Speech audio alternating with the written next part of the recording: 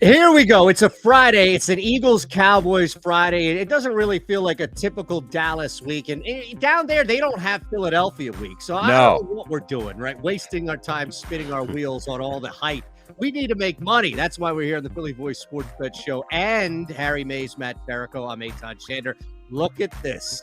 The MVP is in town. I don't mean Jalen Hurts. WalterFootball.com, the namesake. Walter is here. All right, Harry, he didn't send a proxy, right? No. He didn't send a producer. Walter physically made the appearance here, so we thank you big time, brother. We'll promote the site, WalterFootball.com, multiple times over, but it's great to see you as a local to all of us here, with us here in Philadelphia, man. Yeah, thanks for having me on. Looking forward to talking sports betting with you guys, and let's go. Yeah, man, been a big fan of the website for many years. Back in the days when I was on the Fanatic, referred to it often, especially around the draft, obviously. Wow. But this is a well-rounded site, man. You do picks, and I've looked into your history. You can pick some football games. You got the fantasy stuff on there. It's a great site, WalterFootball.com. Yeah, I appreciate it. Go ahead. No. Tell them about the drafts. Well, go ahead and brag about the drafts, please. Yeah, our senior NFL draft analyst, Charlie Campbell, I don't know how he does it. He talks to every team in the NFL, almost every team. And he'll send me texts saying, like, Team X is going to take player Y. And that'll happen. And he'll send me, like, emails of, like, talking to his GMs and stuff like that. So he nailed the first top 10 picks of his mock draft. And, like, we hit, like, every draft prop that wasn't a long shot. So, yeah, I'm looking forward to it this year.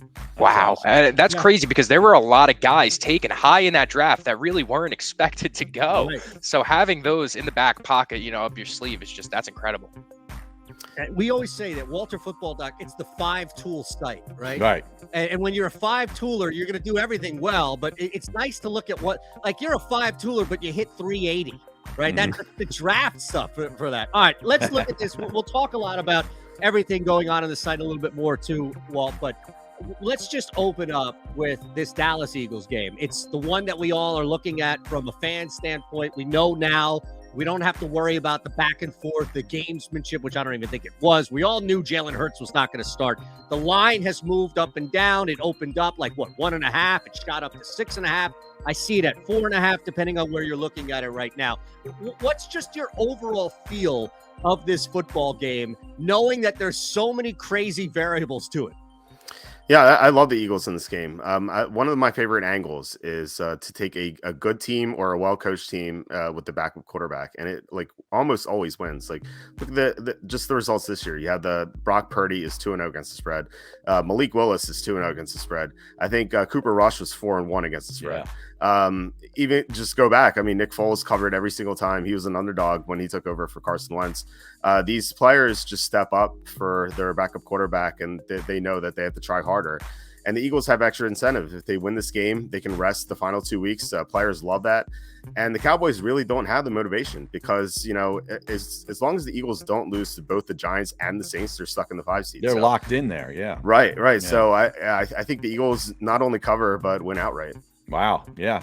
I would not be surprised at all about that. We talk about that backup goalie theory on this show many times, and it works out in many sports, but especially this year with football. And I don't know if you guys have seen, but Gardner Minshew at a golf tournament recently, between the size of this man's quads and his mullet, I can't bet against him going into this game. I mean, it seems just like a plug and play. He was born ready for this moment. He's ready to seize the opportunity in my mind. So you mentioned the quads, right? This should be a prop bet. I don't know if we have to go offshore for this, but will the Philadelphia Eagles run that Jalen Hurts sneak where it's basically like two backs behind him pushing the quads? It's a rugby play. Exactly. Yeah. The rugby play where but Harry, you've got the guy with the biggest quads carrying whatever the hell they call the ball. He squats 700 pounds, Jalen Hurts, or something, right? He's carrying a stone. Yeah. But he'll also be playing for Mike Leach, too. He's motivated with Mike Leach, the memory of Mike Leach. Okay. So the Cowboys, all right, Cowboys go down. Dak is another guy, too. I mean, you're probably going to lay about 125, 130 for him to throw an interception. But it seems like clockwork, Walt, at least for him. What it's been, how many? 9 interceptions over his last 6 games. So I'm sure that factors in the overall play, but might be worth a look just to play that with this Eagles defense. Yeah, I love the Eagles defense in this matchup. I think, like what I was saying earlier, the players are going to step up for their backup quarterback. And I see them getting a lot of pressure on Dak. He's missing his right tackle. So they're going to get even more pressure on him than they would have a couple weeks ago. And yeah, I think he's going to throw interceptions. The thing with Dak is he tends to self-destruct if things aren't perfect. Like if things are perfect, he'll have a great game. But if you stop the run, and the Eagles have been better in that department, and if you get pressure on him, you can really disrupt him and cause him to have a bad game. So yeah, I love that. I love the Eagles in DFS. So yeah, I'm all on board with the Eagles defense this week. So I can't believe I'm saying this. I know the guy's going to throw some stuff at you too, but I wanted to get this one game in here, and I'm not sure if it's on either of your dockets, Matt, Harry, but I'm going into December 24th, ultra more confident in Daniel Jones than I am in Dak Prescott. And I don't know when the last time I've said that in December is, but the Giants at 4.5. I saw this, and look, Walt and I do this show every week, WalterFootball.com on the Odd Shopper channel, and I learn a lot, and I try to regurgitate. That's where the whole, don't bet on the worst team is. So I'm listening, Walter. I promise you I'm listening, and I'm trying. And I always He's a sponge, Walter. Yeah, he and really I always is. credit you, though. I never steal. I always credit. But a lot of times, and it's the same on this show with you and Matt as well, Harry, where we'll throw a trend out, but we'll always throw the caveat where it's like it's never one trend that dictates. You try to find something that makes sense. I saw this and I thought, you know what? There might be something to this. Don Martindale is 18-1, 14-4-1 against the spread versus head coaches in their first year with a team, holding them to 16 points per game. Now, look, that could be like this Mark Lawrence ridiculous stat that only works if you win the game, or it could be something that actually holds here where Minnesota has to now find themselves after a humongous come-from-behind victory where they're not really playing for stuff. And, Walt, let me remind you, I believe their head coach even came out and hinted that their guys might be on a snap count this week. Yeah, I like the Giants quite a bit in this game. We didn't go over it on the show yesterday because I'm not a big Giants fan myself. Like I think they're pretty overrated this year. But I've been anti-Minnesota all year. Like they've had so many lucky wins this year. It's unbelievable. Like I mean, just obviously last week, but like week 3, they needed St. Brown and Swift to get hurt. Week 4, they're playing Alvin Kamara less Saints, and it came down to a field goal at the end. They were outgained by the Dolphins' third-string quarterback by 224 yards in that game. So this Vikings team's 11-3, but they could easily be like 7-7 or even 6-8 right now. I'm all on board with fading the Vikings. I just don't like the Giants all that much. Like I think the Giants are a fraud as well. But if the Vikings are on a snap count, and really this game doesn't really mean that much to them. I they're think, locked in too. I think I like the Giants. I am considering them for the card and super contest. I definitely like the Giants, not just because of my fandom this week, but in the same sense that, like Eitan was saying, Wink Martindale is getting guys back. I mean, now we're seeing fully healthy D-line when Azeez Ojulari and Kayvon Thibodeau were both healthy, with Leonard Williams, who's participating in practice. I definitely feel confident laying that 4.5.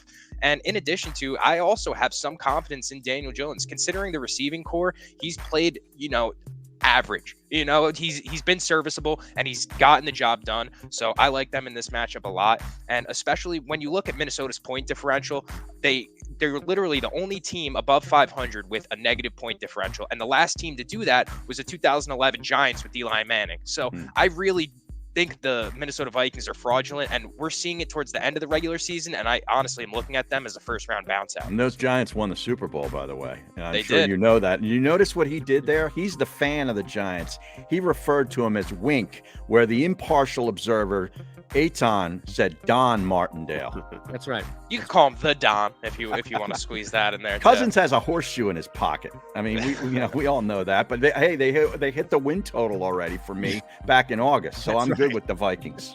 That's right. Harry, what do you got? You got to have something here.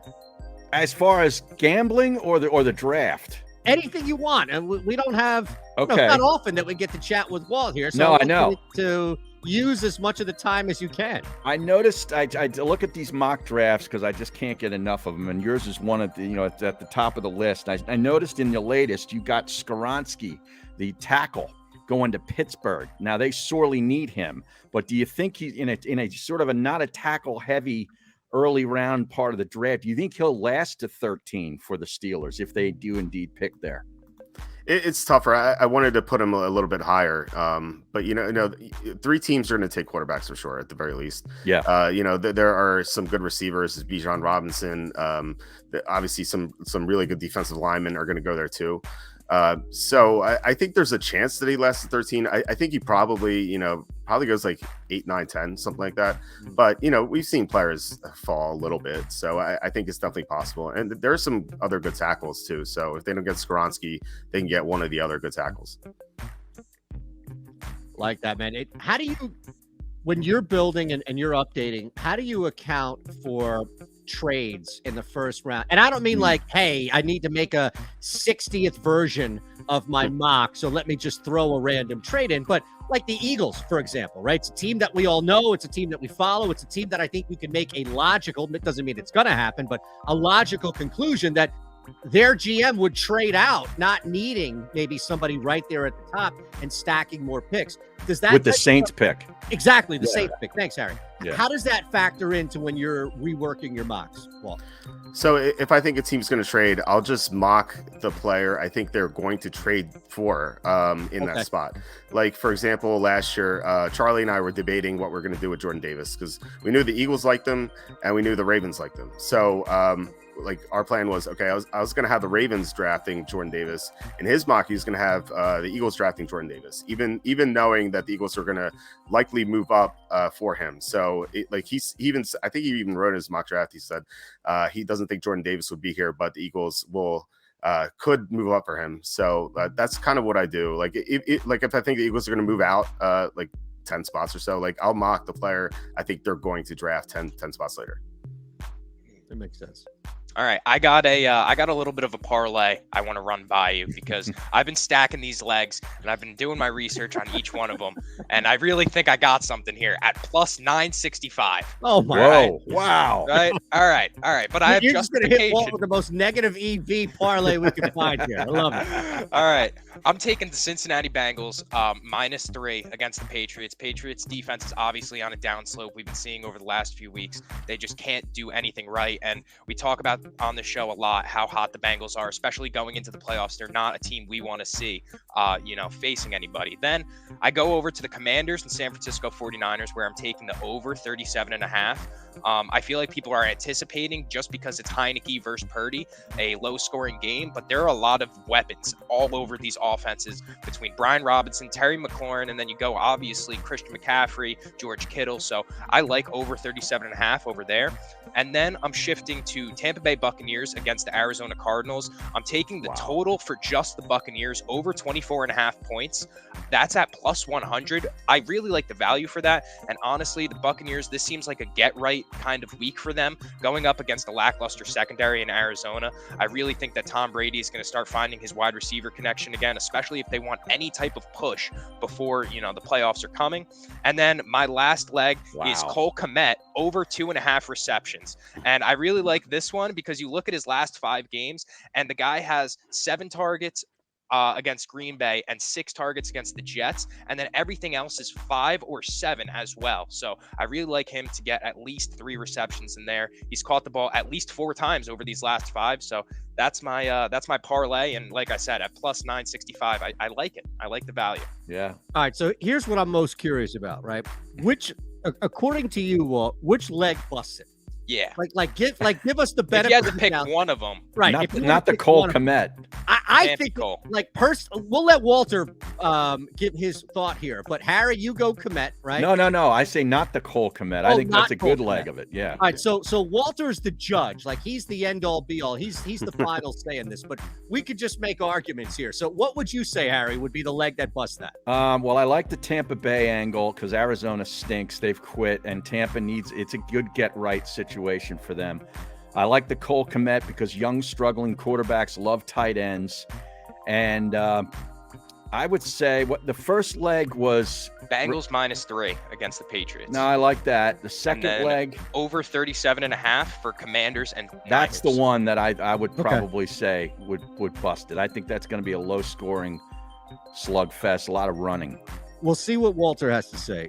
promote the site one more time before we have to send this man on his way because he's much busier than us. Yeah, he's got a lot to do today. Tampa Bay's averaging 18 points per game on the year, 14 points per game on the road. Tom Brady continues to go through the worst personal life of his. And you know what? The biggest trap is to see what happened 2 games ago. Oh, everybody's on him. Everybody's on him because they get this win. My vote would be the Tampa Bay leg is the one that actually cancels this out because I do like the other 3. So I'm curious, Walter, when you hear that 4-leg parlay, which one do you think? Well, my first instinct was the Cincinnati game because I think the Patriots matched up well defensively against them. Joe Burrow, like the way to beat Joe Burrow, and I guess every other elite quarterback, is to pressure them with 4 guys and not blitz. The Patriots are like they blitz the least, like less frequently than most teams in the NFL, and they get the second most pressure rate on on quarterbacks, so they can really get to Joe Burrow and kind of rattle him a little bit. And I think the Bengals might be looking ahead to playing Buffalo and then Baltimore. So I don't know how focused they're going to be, especially they're coming off some big wins. Like they had a statement win against Tennessee, then the Chiefs, and then they had to come back against the Buccaneers. They could be a little flat in this game, so I think the Cincinnati leg busted. Also with the Tampa, like I had a call with some of my Super Contest partners last night, and we kind of figured out like running through all the scenarios. If the Saints lose and the Falcons lose in the 1 o'clock window, that Tampa Arizona game means absolutely nothing for the Buccaneers. Wow. Because like no matter what happens, it all comes down to the Week 17 game against Carolina. Like if they win that game, they win the division. If they lose that game, they can't win the division. Well, you know what this means now. We all came up with 3 different legs. That parlay is sure to blow up. Or it's gonna hit. I was gonna say if it hits, I'm coming back and giving everybody hell. Good. Good. All right. WalterFootball.com is the site. And remind us again, because it's not just the mock drafts. You guys are crushing the mock drafts. Harry mentioned it last show as I previewed that you were going to be on. We talk about it every week on the WalterFootball.com show on OddsShopper. It's not just the mock drafts, but you guys are the leader in mock drafts ahead of time. But you're doing so much more on the site as well. Yeah, we have picks against the spread that we update throughout the week. Like if there are injuries or line moves, like we'll have notes on it like every game. We have fantasy rankings, DFS content.